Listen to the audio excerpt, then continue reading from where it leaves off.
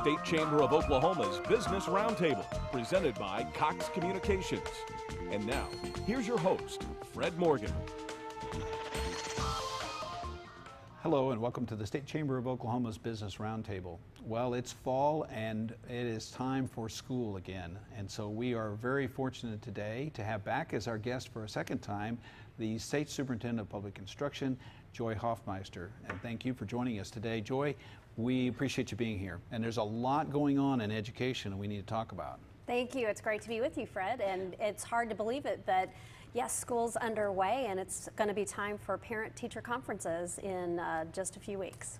Well, I want to say personally thank you for listening to the business community. Obviously, an educated workforce is very important to businesses across Oklahoma, and I have found you to be one of the most approachable public officials that we have in the state. So thank you for that. Well, thank you. It's been great to work together with our partners at the State Chamber. Well, it's been 3 years now. Tell us about some of what you see as your biggest accomplishments as a school superintendent. You know, I think right out of the gate, we had to work to write new, more comprehensive academic standards in math and English language arts. And then we also have repealed the end of instruction tests. There were 7 of those that were tied to graduation. And what we saw was we needed to replace them with something that had greater value than just checking off a box for a graduation requirement. And instead replace that with now the ACT in high school for our high school 11th graders, or the SAT, depending on their district choice. That's going to be really important. I think from when I talk to business people, they work from measurement tools. If they're making a profit, they want to know how much they're making a profit. In school, I think one of the things they want to know is how well are we doing? And this is going to allow us to compare our students to other students nationally, right? Yeah, absolutely. So we already know that in Oklahoma, folks are working really hard, and we have been measuring Oklahoma students against our Oklahoma standards, but really not using a national yardstick, if you will, and this gives us that opportunity. But what we've also done is aligned with another tool that provides that kind of national yardstick for elementary and middle school, and that's called NAEP, or the National Assessment for Educational Progress. It's been around for decades. It's given and it's a required tool of all the states in the country, just measured in 4th and 8th grade, but gives us a benchmark to make certain that we have competitive assessment and performance to align with a national comparable standard. How have those 2 changes been received by principals, teachers, and parents? You know, actually, educators and community stakeholders were a part of that process all along. We have began with those standards and the writing of that. 3,000 Oklahomans were a part of that. Educators, of course, at higher ed and in common education with expertise in the subject matter, were a part of writing those standards. We wrote those in a way that would also align with what is expected for success on the ACT or SAT. And then through kind of a backwards design, you bring that all the way down to a 3rd grade level so that there's a smooth transition from elementary school to high school and then to those steps beyond. And we know that high skill, high industry demand certification is going to be something that we've got to grow, as well as associate degree completers and those in university bachelor programs. Other achievements you want to highlight? You know, I think the other would be how we measure schools, and measure schools in terms of the success. And so that would be a complete overhaul of the A through F school report card. You know, I actually served on the State Board of Education at the time that first rolled out. And I think there were good intentions, but there were some issues there where it lost the ability to be valid and meaningful and reliable over time. So we did an overhaul of that, and it is now built on a true growth model. So it's going to capture the actual improvement that's happening, but at the same time, it sets a high bar, and then we will be able to rally support around areas of weakness and have a way to compare what's working in some schools that are of similar demographic and learn from one another and improve all around the state. Well, I commend you on that. I know there were a lot of people who wanted to completely do away with the A through F grading system, and you were one of the ones who said, we can tweak this and it will be valuable, and so I commend you for sticking to your guns on that. Thanks. I believe that we need to be able to give good information so people can make good decisions. But you have to have a tool that is a true reflection of where we are in our schools. So I am absolutely supportive of that, but my saying around that was mend it, don't end it. We need to hold our schools and ourselves as educators accountable, but we also have to have the support to achieve what we know our kids deserve. Along the same lines, is it too early to know, or what has been the reaction to those who are affected by the A through F system? Well, I think there is certainly some concern, especially as we are right now ratcheting up academic standards, setting a higher bar with that national yardstick. There is a great concern, well, how is that going to reflect, on the work and effort of thousands of Oklahoma educators? We have to support our teachers. We have to ensure that we are keeping great people in the classroom, and we have a true shortage of teachers. So I am concerned about anyone not appreciating that this is a complete reset. This is a total reset year, and we are recalibrating those ways of measuring our progress, but we're doing that to reposition so that our kids can be more competitive. And we're going to talk a little bit more about the teacher pay raise issue, but we need to take a quick break. Sure. And we'll come back, and please join us in our visit with Joy Hofmeister.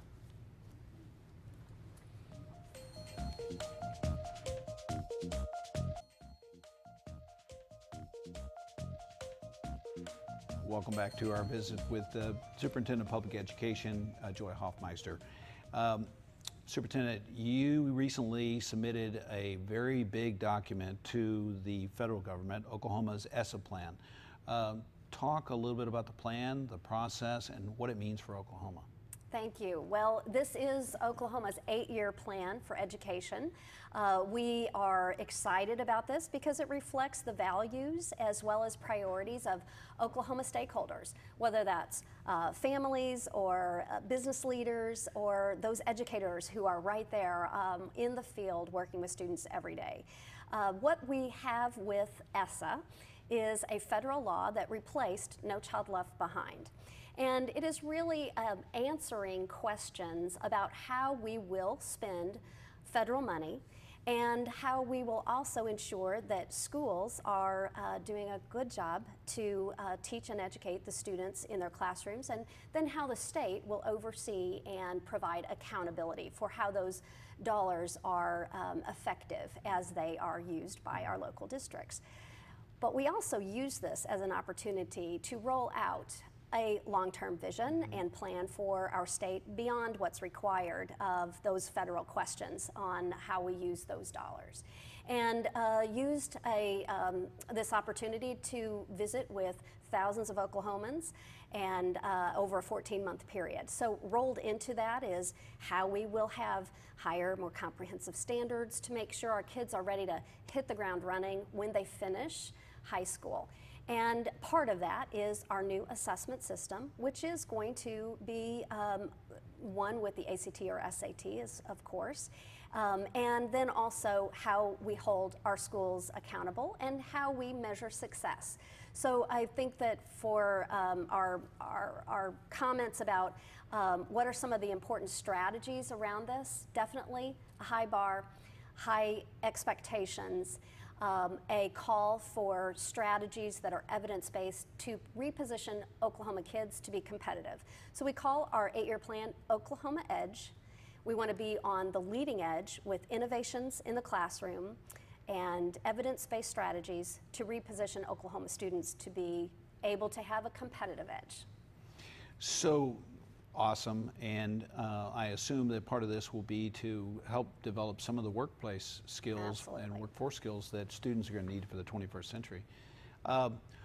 The Oklahoma's Office of Equality and Accountability just recently approved higher proficiency cut scores for Oklahoma student assessments given during this school year. Why don't you walk our viewers and me through exactly what that means? First of all, what are the scores? And secondly, what does cut score mean? Okay, so that just means at what point do you have a dividing line from passing or not? And then we in Oklahoma have divided that into 4 categories. So we have advanced, and then we have proficient, and then there's the cut score, and then there's those categories that would be below proficient. So what we have done is tried to align those to match or mirror, reflect better what we see on these tools like ACT, SAT, or on the National Assessment for Educational Progress, NAEP. And we know that this then provides that opportunity for our kids to have an earlier view of how ready will they be, starting in 3rd grade, to not need remediation when they go to career tech or to college. Right now, Oklahoma is spending $22 million a year out-of-pocket expense for families to pay for college courses that are remedial in nature, in math or English, and a student doesn't have the ability to have that count toward their major. So that's a debt they're incurring or they're paying out of pocket that particular year. It also can cause for a delay in graduation. So in order to unwind something that hasn't been working over the last couple of decades, we have to start with a plan. Some have said that a goal without a plan is just a wish. So we've got to start thinking about what do our students have as their individual goals, where are their strengths, and where do passions develop for them individually, and then provide for them the kind of a pathway. And we want that to stay broad so that they have the ability, if they want to be an engineer, they learn in advance. I have to be able to take calculus in high school, which means as you back that down, by middle school we need to be in Algebra 1, in 7th grade, maybe 8th grade. And for those students who are ready for advanced coursework, we need to be able to clear the path so that they can achieve that, and for some, graduate high school with a diploma and an associate's degree. We can accomplish that. At the same time, we can also, as part of our effort to redefine the senior year and use that time more valuably, give students that remedial course they may need in the 4th year of high school, in that senior year, when that has been very clearly identified as now all Oklahoma kids will take the ACT or SAT their junior year in 11th grade. And this is really important on setting the cut score, because what we're trying to do is raise the bar and get everyone to be proficient, so we have to be able to measure that in the first place, and so it gives us something to work towards. And the bright spot here is this was educator-led. This wasn't something that was passed in the legislature. This was something that educators first put forward and said, we want our kids to be ready, and we want to be able to have national comparability in how we measure student performance. It's all about raising outcomes for kids. Okay, well, we need to go to a break, and we're going to come back. We got a lot more to talk about, so come back and join us as we continue our discussion with Joy Hofmeister, the Superintendent of Public Instruction.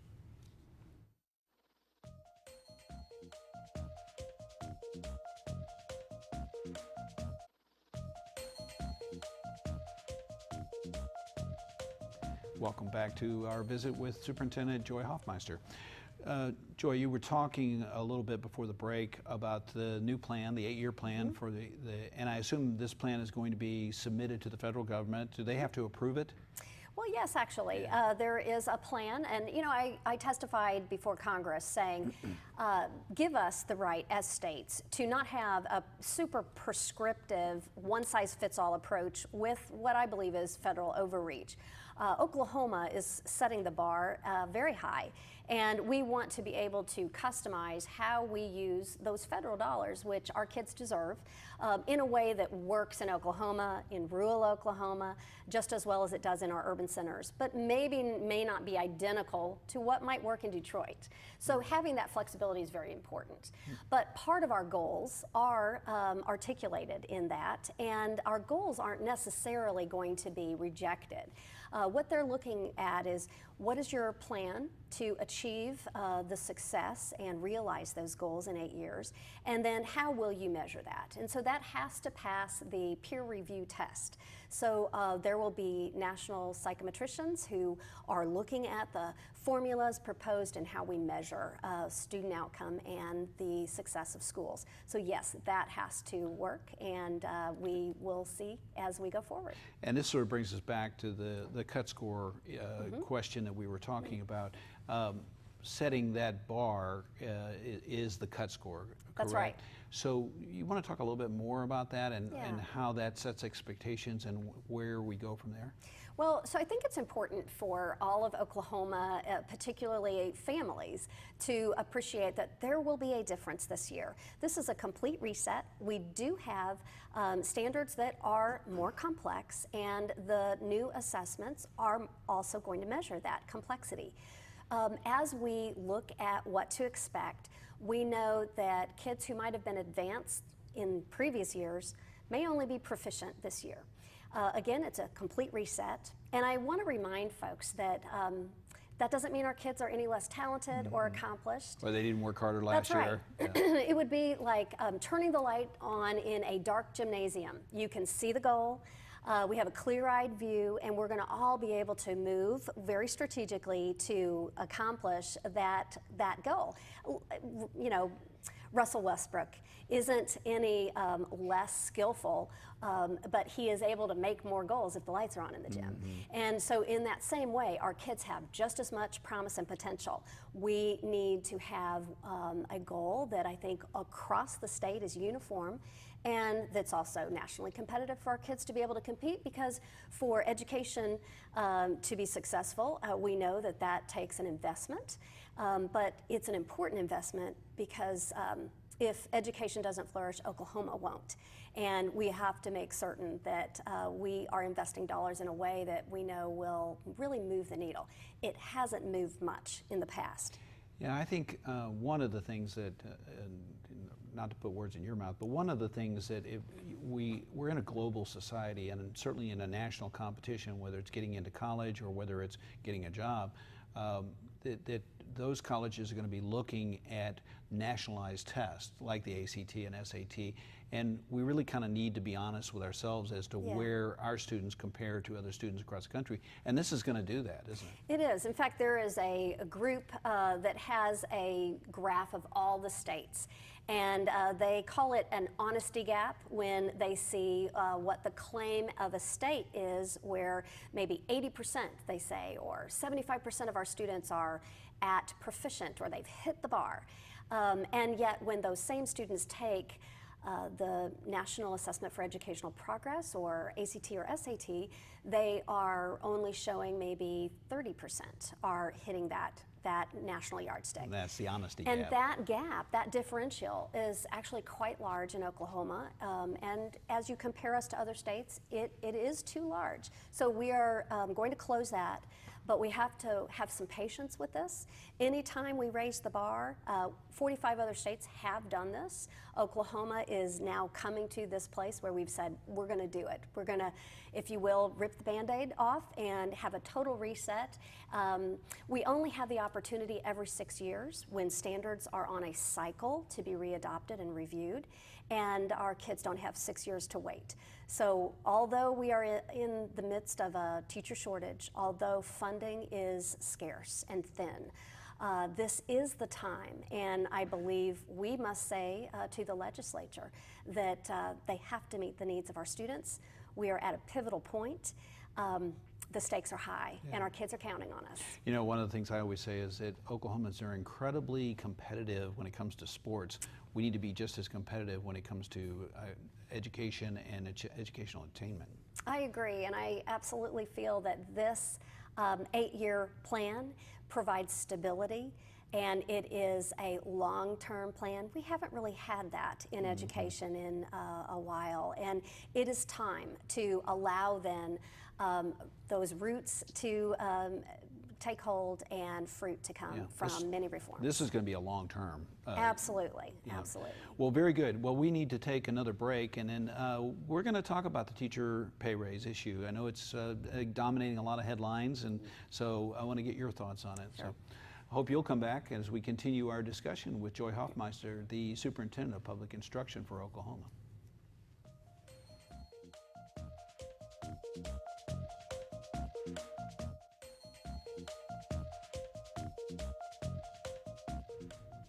Welcome back to our discussion with Joy Hofmeister.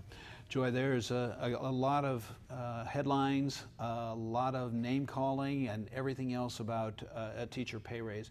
I want to get your thoughts on why do you think a teacher pay raise is important, and what happens, what are the dire consequences of not having a teacher pay raise? Well, so I want to set the stage here for a moment. My experience before being state superintendent was 15 years in business, and that business was around international curricular standards used in 49 countries. So I want to position Oklahoma to first be nationally competitive and then actually globally competitive. Mm-hmm. We cannot do what we need to do without effective teachers in every classroom. We have a historic teacher shortage. Now, we can set the stage with high standards, with new cut scores, but you can have the highest standards in the world. If you don't have the teachers to teach them, what good is it? Right. So none of this will work if we don't have the kind of teachers that Oklahoma students deserve. And right now, we are losing people to other states and to other industries because we are not regionally competitive. First and foremost, we have to be regionally competitive with teacher compensation. Laws of economics apply in education as well, and that must happen. I do think there's a will and an interest. Where we don't have consensus is on how we fund that. Right. That has to happen, though. We cannot move forward. We can't put fuel in the tank, and the vehicle's built. We know where to go. We have a map and a strategy to get there, but we've got to have fuel in the tank to do it. Good way of putting it. Has the teacher shortage resulted in larger class sizes? What are some of the consequences of the current teacher shortage? Yeah, it absolutely has. We have larger class sizes. We are seeing our advanced coursework being cut because there's only enough with our teacher resource to fill the positions that are the absolute bare minimum in many of our situations in districts around the state. But it is imperative, I think, also that we recognize we have an increasingly diverse student population in Oklahoma. And that means that those students have greater needs, and it's going to take more resources to meet their need in order to position them to be competitive. If we don't make that investment, then we're going to pay in the long run in a different way that is much more expensive. And so I want to throw out one statistic. We have 180 languages spoken in the homes of the children in our classrooms in Oklahoma. Wow. We have an increase in trauma, sadly. And when we went all over the state, 7 different locations for our summer professional development, met with 7,000 educators. The #1 professional development, standing room only and overflow, was a thing called teaching the traumatized child. We have to have professional development support to give to teachers so they'll stay in the classroom. And then our kids deserve to have a teacher, and one that's ready on day one.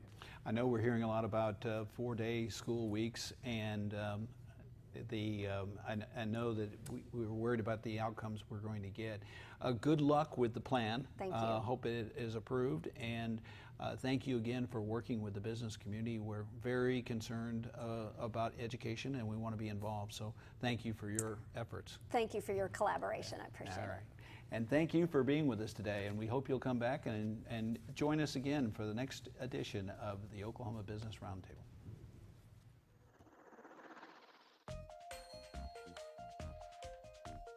Thank you for watching the State Chamber of Oklahoma's Business Roundtable, presented by Cox Communications. If you have questions about this program, email the Chamber at okstatechamber.com. Set furnishings provided by Scott Rice. creating effective workspace from the floor to the ceiling and everything in between.